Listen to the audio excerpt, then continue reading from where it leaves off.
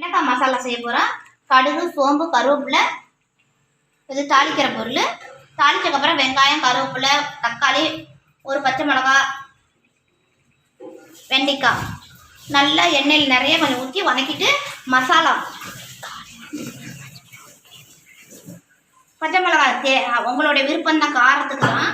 நான் வர மிளகா கூட ஆட் பண்ணுவேன். மல்லித்தூள், சாம்பார் தூள், மிளகாத்தூள், மஞ்சள் தூள், தேவையான அளவு உப்பு. நல்லா இப்போ தாளிக்க போகிறோம். நல்லா எண்ணெய் காஞ்சிருச்சு, தாளிச்சாச்சு. நான் வந்து ஒரு பச்சை மிளகா தான் கீரி போட்டிருக்கேன். ஏன்னா வெண்டைக்காயும் பச்சை கலரு, பச்சை மிளகாயும் பச்சை கலர், நல்லா கீரி போட்டிருக்கேன்.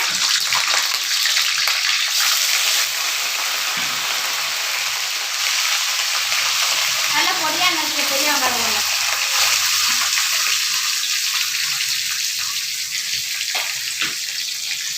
வெங்காயம் சீக்கிரம் வணக்கிறதுக்கு தூள் உப்பு. வெங்காயம் வணக்கினதுக்கப்புறம் தக்காளி, நல்லா வெண்டைக்காயை வணக்கி இந்த மசாலா ஆட் பண்ணி சுவையான வெண்டைக்காய் மசாலா ரெடி. சுடு சாதத்தில் பிணைஞ்சு சாப்பிட்டா ரொம்ப டேஸ்ட்டாக இருக்கும்.